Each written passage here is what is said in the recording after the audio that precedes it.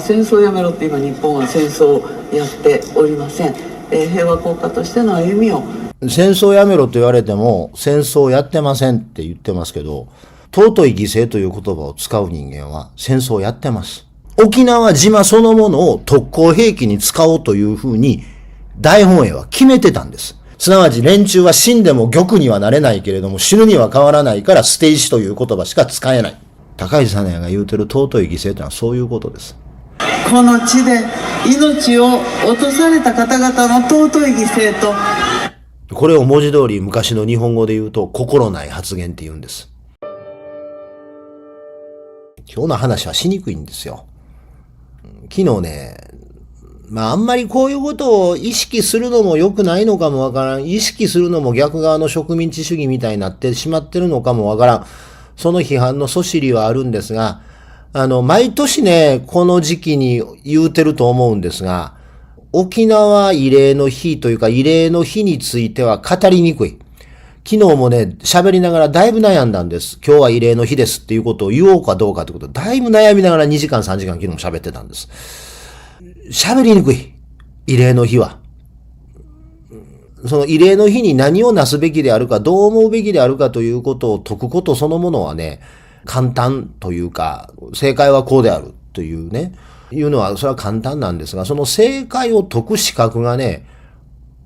僕にはないので、てか我々にはないので、そもそも論としてね。いや、斎藤元彦のパワハラ講座みたいになる。では、本日は、職場でパワハラをなくすためにパワハラ研修をみんなで受けたいと思います。講師は兵庫県知事の斎藤元彦さんです。どうぞって言われた感じになるわけですよ。で、その80年前と構造変わってませんからね。構造変わってない中でね、語るということのね、難しさが根底にあるんですね。で、難しさが根底にそれがあるんですけど、やっぱちょっとこれは言うとかなあかんのとちゃうんやろかというね。いや、ちょっとこれあまりにもひどいんちゃうんかなと思ったんが、これどすねは。昨日のおばちゃんの演説。やっぱアホ内閣総理大臣にしたツケが回ってきましたな。今日私たちが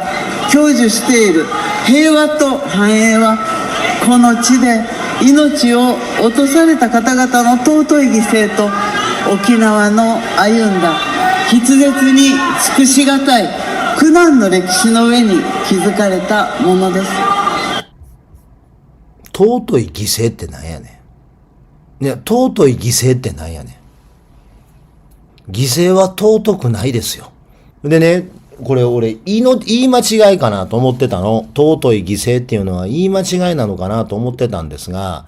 内閣広報官の佐伯さんのツイートで、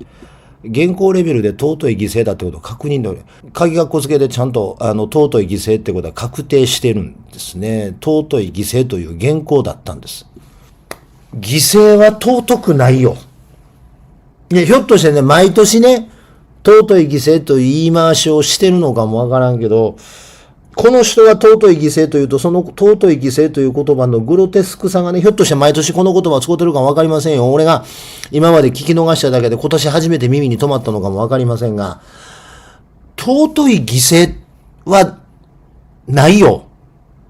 尊いのは命です。尊いのは命です。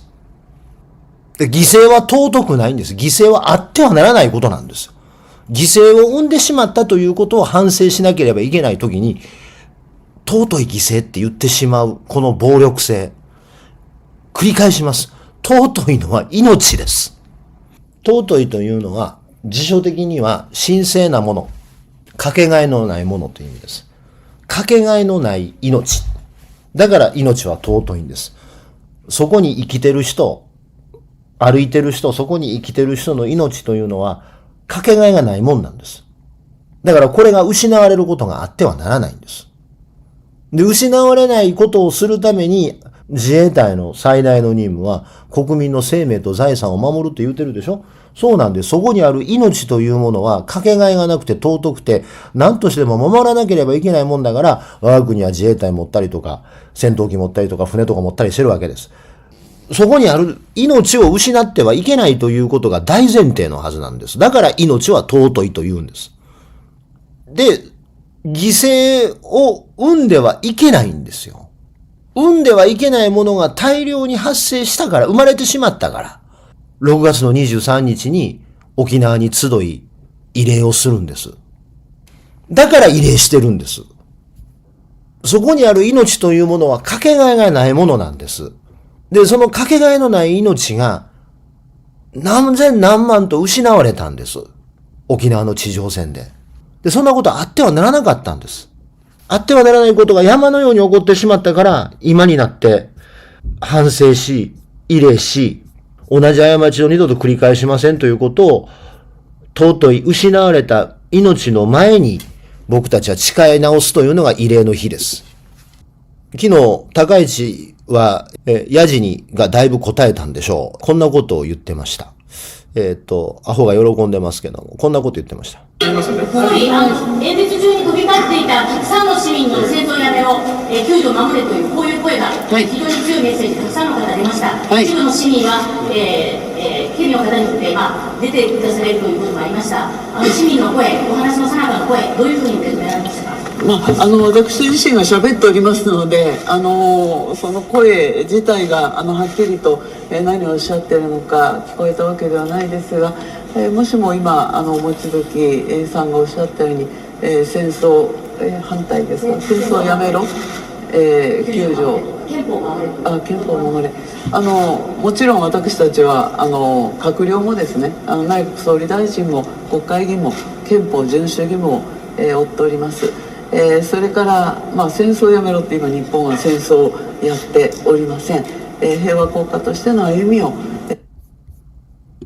戦争をやめろと言われても戦争をやってませんって言ってますけど、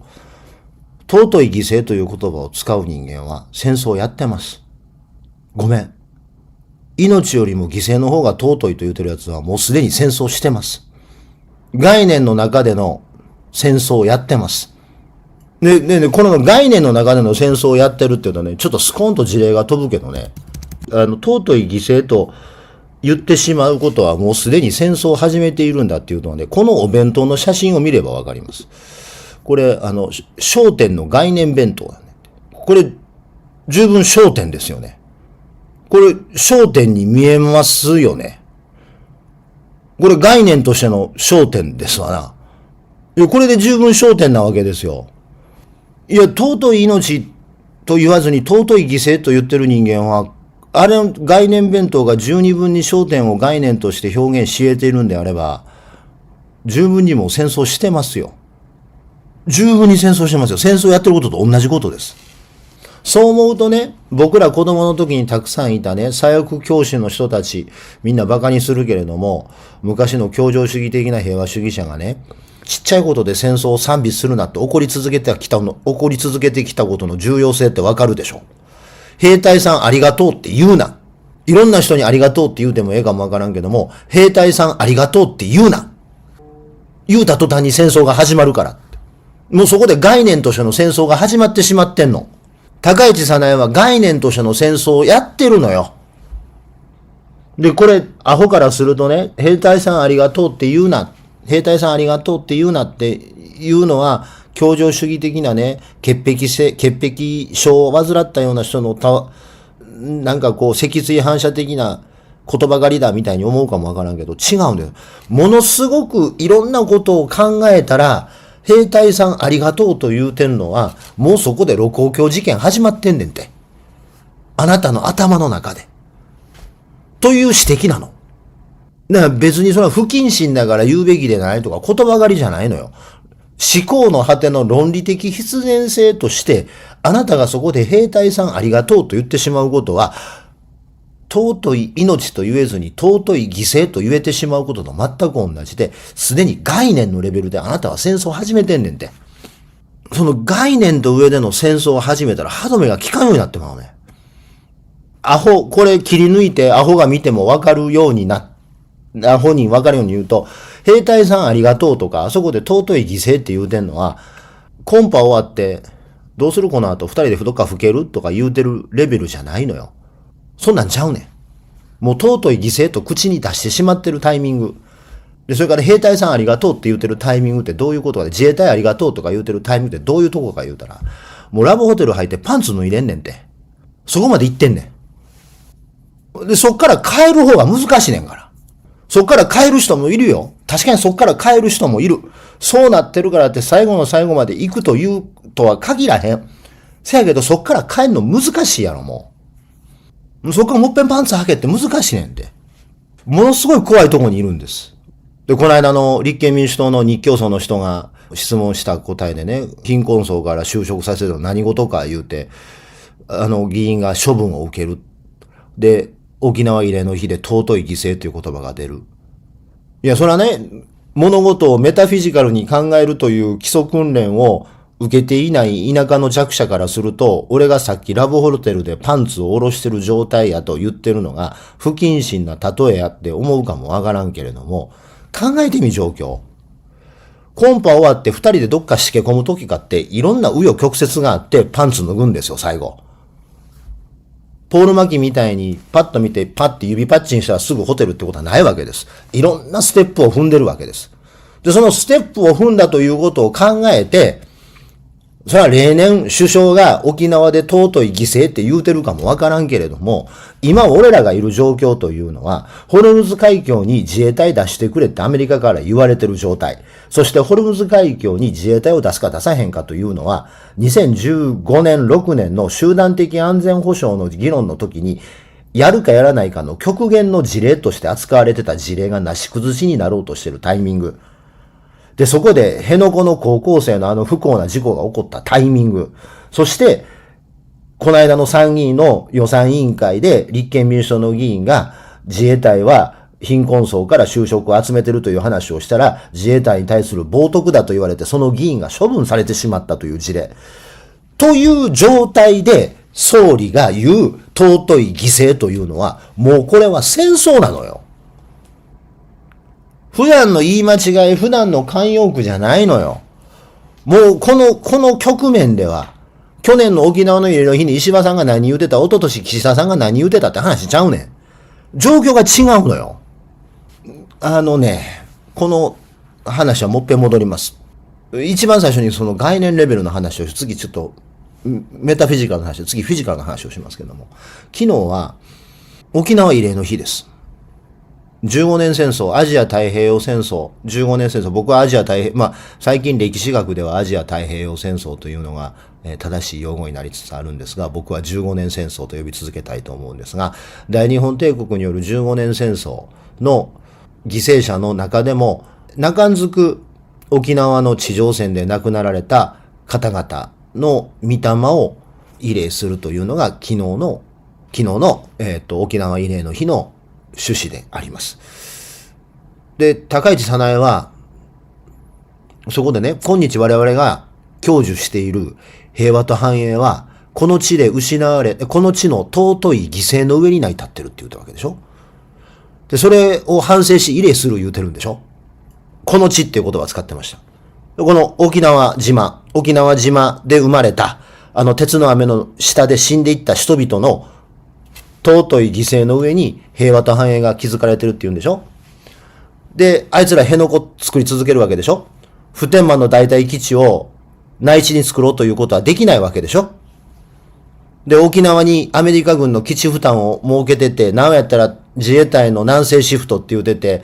八重山に自衛隊の基地作り続けてるわけでしょ。そいつらが、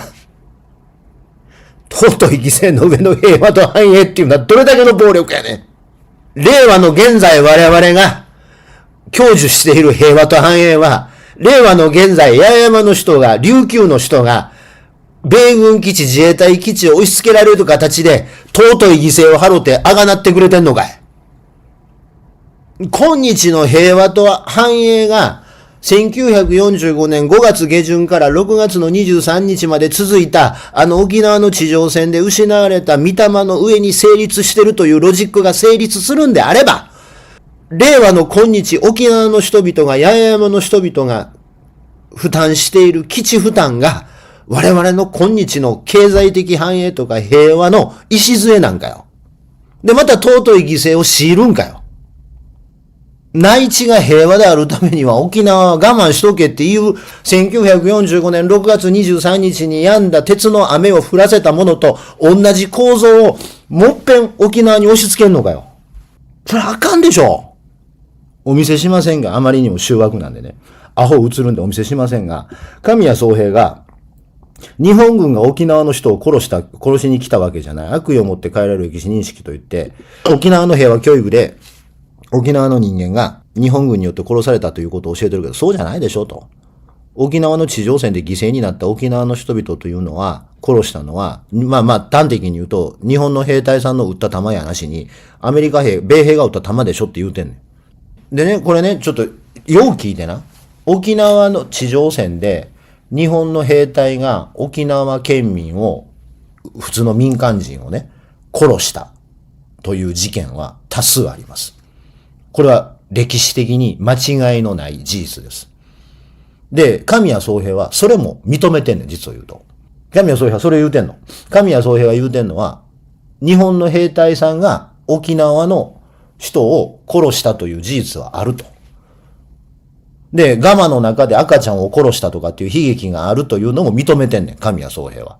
ただ、犠牲者の数は、その日本の兵隊が殺した数よりも、アメリカの兵隊のピストルの弾、ライフルの弾で死んだ数の方が多いでしょというロジック。数の問題にしてんの。神谷宗平の言うとることは、いや、それは日本の兵隊さんがね、沖縄で沖縄人殺したと、沖縄の県民を殺したというのは事実ですと。で、事実ですと。ただそれを銃やとするとね、アメリカ兵は沖縄人を50殺してるでしょっていうロジック。だったら、沖縄県民を殺したのはアメリカ兵やと言うべきなんじゃないのっていうわけ。で、そこで数の問題じゃないって言うてるでしょ。僕、数の問題に乗ったろうと思うんです。おっしゃる通りですね、と。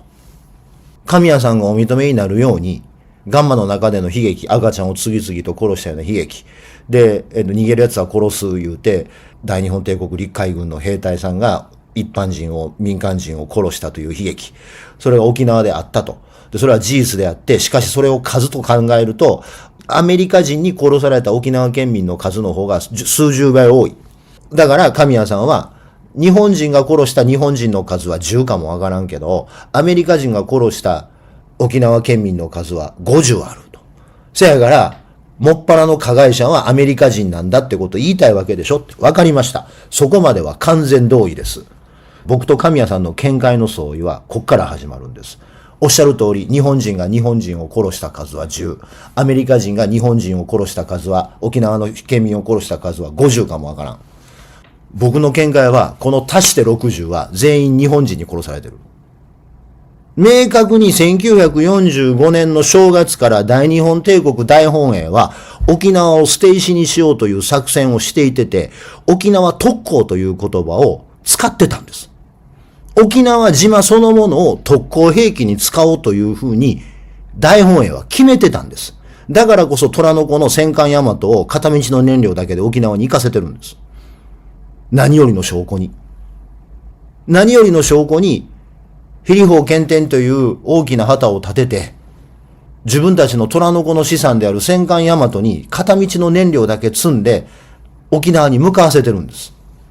そこで沖縄県民の体にめり込んだライフルの弾が、大日本帝国陸軍のライフルから出たのか、アメリカ陸軍のライフルから出たとか問わず、大日本帝国の作戦本部は沖縄を犠牲にしようと決めてたの。だとすると、神谷さんの言う算数はその通りですよ。日本の兵隊さんが沖縄県民殺した数が10やとすると、アメリカの兵隊さんが沖縄県民殺した数は50や言うねんけど、50と10足したら60が日本人に殺されてんねん。で、そんなことできるのはなんでか言ったら、沖縄の人間を日本人と同じ価値があると思って見てないからやんけ。ほな普通にできんねんやんけ。で、それと同じメンタリティで俺ら米軍基地と自衛隊基地のこと、俺と同じメンタリティで考えてんねん。何も変わってへんねん。1945年8月14日の日本人と、2026年6月24日の日本人は何にも変わってない。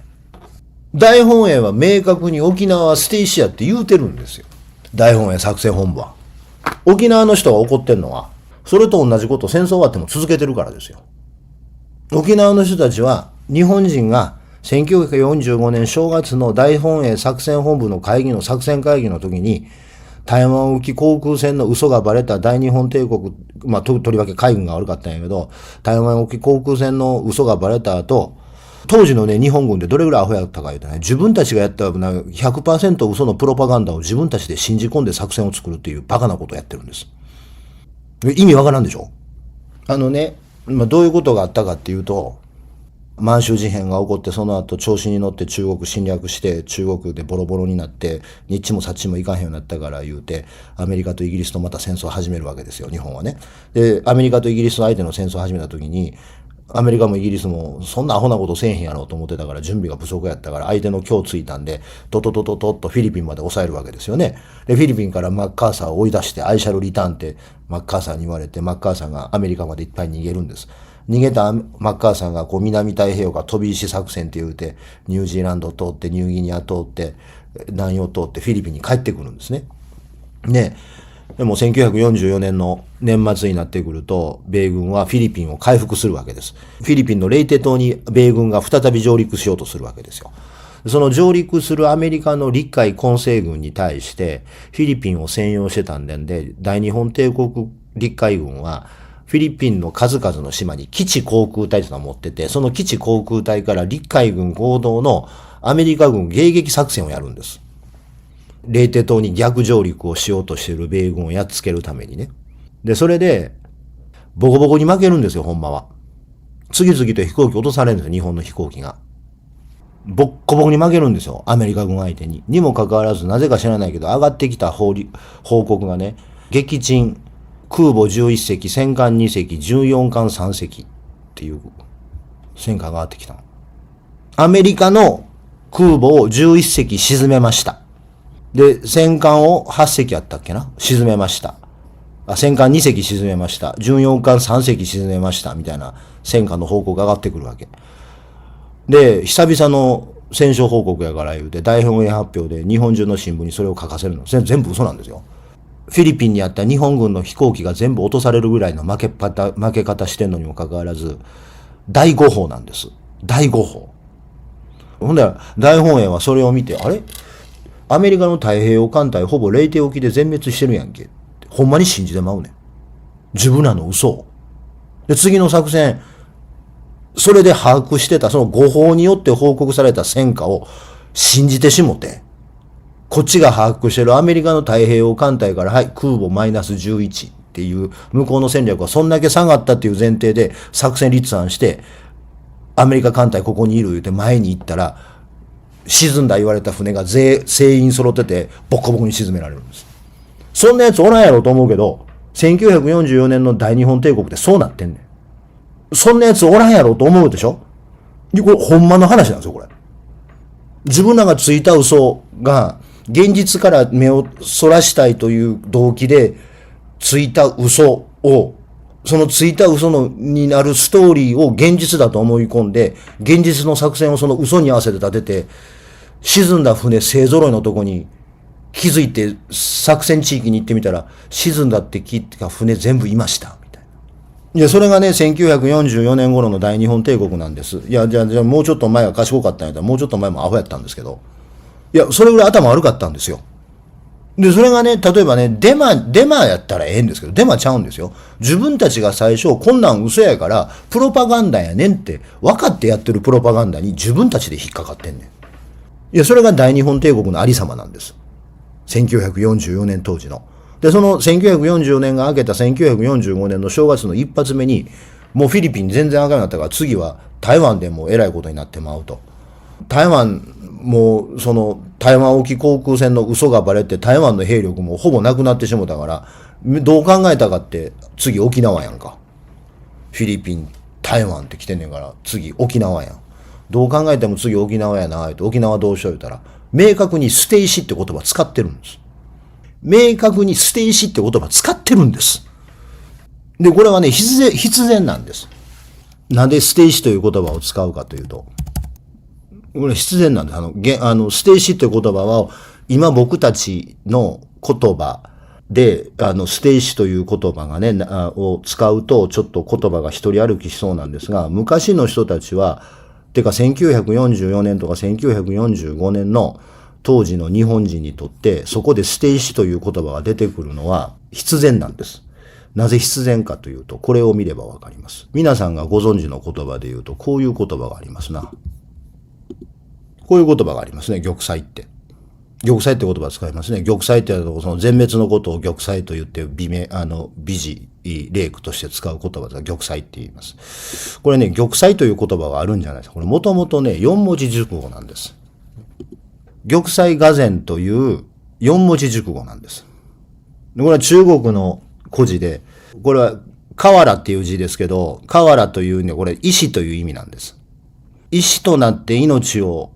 全うするよりも、玉となって砕ける方が価値が高いっていう4文字熟語です。石となって命を流らえるよりも、玉となって砕ける方が価値が高いという中国の言葉なんです。玉砕俄然っていう言葉があるんですけどね。で、なぜ沖縄を捨て石にするという言葉を使ったかというと、玉砕という言葉はこれまで部隊の全滅を意味する言葉やったわけです。ということは、玉砕できるのは軍人さんだけやったんです。わかる？この二重の欺瞞。この玉砕俄然という言葉を使って、死ぬことを美徳にするのには、この玉砕という言葉を兵隊さんに使ってたから、台湾沖航空船で極めてアホなことをやって、フィリピンから日本の本土までの間に、もはや沖縄しかないという状態になった時に、沖縄の一般県民も軍人と一緒に死ぬしかないという覚悟を使ってるから、玉砕という言葉を避けて、捨て石って言葉を使ったの。すなわち連中は死んでも玉にはなれないけれども、死ぬには変わらないから捨て石という言葉しか使えない。だから、捨て石という言葉を使ったのは、玉砕俄然という言葉から論理的必然的に石として扱わざるを得ないけど、死ぬことは間違わないんだから、一緒に死ぬんだから、ということで、捨て石という言葉を使わざるを得なかったんです。高市早苗が言うてる尊い犠牲というのはそういうことです。俺が、神谷宗平の言う通りやで、と。神谷宗平の言う通りですよ。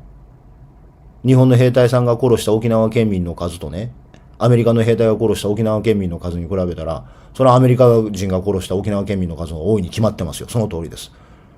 だから沖縄戦はアメリカ兵が沖縄県民を殺した戦争やって言えるかって俺はそうは言わへんって。両方合わせた数を日本人が殺してるのはそういうことです。明確に1945年の正月の大本営は、正月のタイミングで、沖縄戦が実際に始まる数ヶ月前のタイミングで、県民もろとも死ねという作戦を立ててるの。という作戦を立ててるんです。という歴史的背景を有した人々が、高市早苗がやってきたことに対して、憲法9条を守れ、戦争するなって声をかけるのは、ダメなことなんですか？そして、普天間の代替基地を辺野古だというような欺瞞でね、押し切ろうとしている自民党政府に対してね、あれから80年経っても構造が全く一緒じゃないかって言って沖縄の人々が怒るのは当然なんじゃないんですか？それに対して異例の時だから黙れっていうのってそれ暴力なんじゃないですか？そこ礼儀作法で制御すべきとこなんです。てかそもそも礼儀作法の話で言うんやったら、礼儀作法を踏み外してるのはどっちなんです？異例の式典で声を上げるのは礼儀作法としておかしい。それおっしゃる通りでしょうよ。だけど礼儀作法を破ってんのどっちやねん。僕らにね、異例の日ぐらい静かにしろなんていうね、資格も権利もないですよ。黙って神戸を垂れるしかないですよ。僕らごめんなさいの4文字しか口にできる言葉ないです。すんません、80年前と一緒にもっぺん捨て石になってくださいって言えるわけがないし、言うべきじゃない。玉木雄一郎がこんなこと言うてました。高市総理の挨拶にヤジが飛んでいました。いろんな思いがあるのはわかりますが、追悼の挨拶の時ぐらい、静謐な環境のもと、皆で戦没者を営むことができないものでしょうか。挨拶を妨害するような形で政治スローガンを叫んでも、かえって平和運動への違和感を生み出し、逆効果になることを懸念します。平和教育とかではないですよ。政治的スローガンじゃないですよ。失われた命の尊さを感じている人たちの魂の叫びですよ。で、それに違和感を抱くんであれば、あなたが命を何とも思っていないからですよ。あなた方の言う尊い犠牲のもとにあった命というものの価値を、命というものの尊さを何とも思っていないから、死んだ人に対してどういう申し訳が立つんだという叫び声に違和感を抱いてしまうんですよ。それは政治とかじゃないですよ。あそこにあったのはね、命の声そのものですよ。僕たちにできるのは、それに頭を垂れることのみですよ。式次第通りに式次第が進むことがね、そんなに貴重やったらお前葬式屋に就職したらええねん。で、いろんなこと言いたかったんですが、ちょっと我慢できひんかったんで、玉木のあれにはこう被せておきました。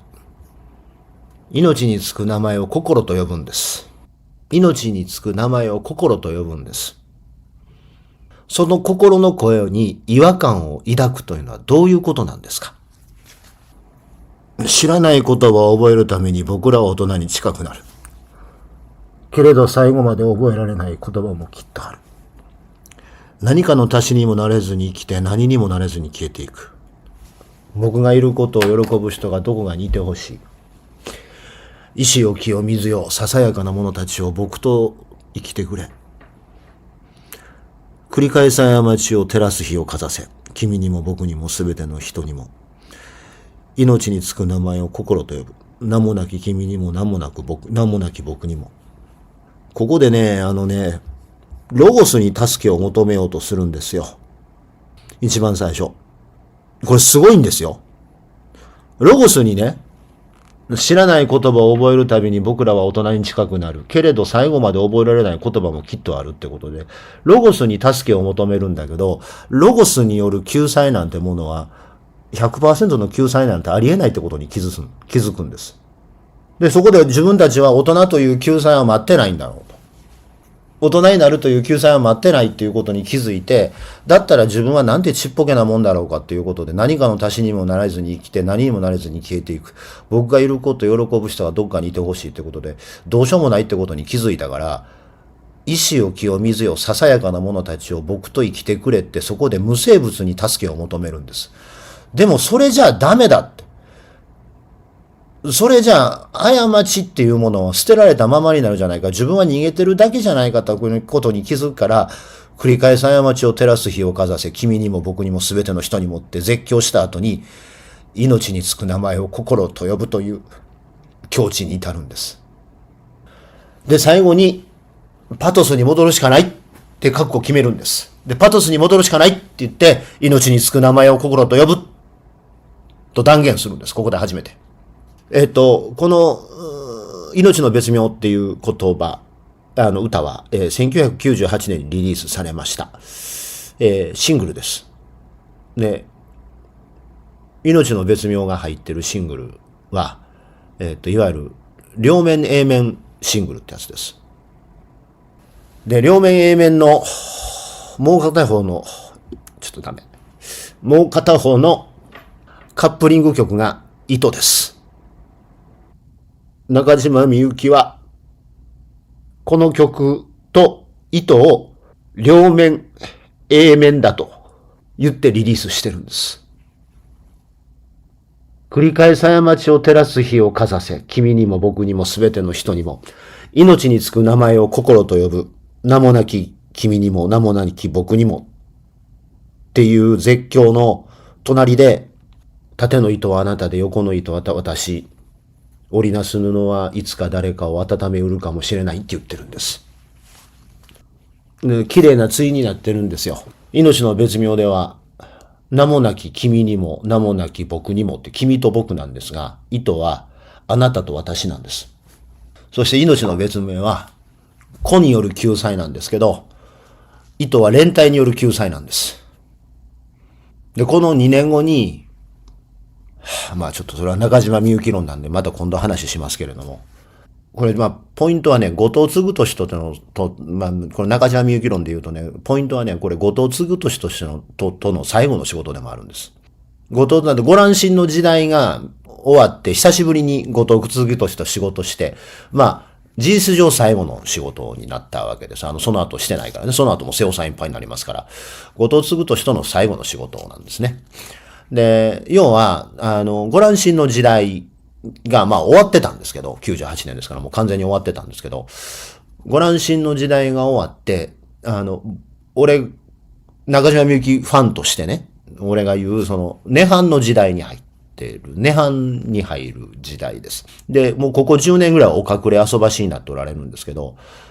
2000年、99年ぐらい、98年から2010年ぐらいまでのこの20年間は涅槃の時代です。この後、二艘の船。で、それから銀の竜の背に乗って。で、荒野よりという、極めて驚愕的な曲が多数生まれる10年間に入っていくんです。中島みゆき教学の大乗仏教的な救済を目指すようになった中島みゆきのきっかけとなった曲なんですよね。いずれにせよね、命につく名前を心と呼ぶんです。命につく名前を心と呼ぶという言葉を念頭に置いて、もう一度先ほどの高市早苗の挨拶を聞いていただきましょう。今日、私たちが享受している平和と繁栄は、この地で命を落とされた方々の尊い犠牲と、命につく名前を心と呼ぶんですよ。この地で命を落とされた尊い犠牲。ねえ。この人踏みにじってんの心じゃないですかね。これを文字通り昔の日本語で言うと、心ない発言って言うんです。一人悪い奴おった。ツイキャスに。そういうことを言うな。この高市早苗の顔写真を見ながらこういうことを書き込む悪い奴が一人いましたよ。クレンジングクリーム一塗り、醜い女現れる言うとる場合か。ぜひチャンネル登録といいねボタンを押してください。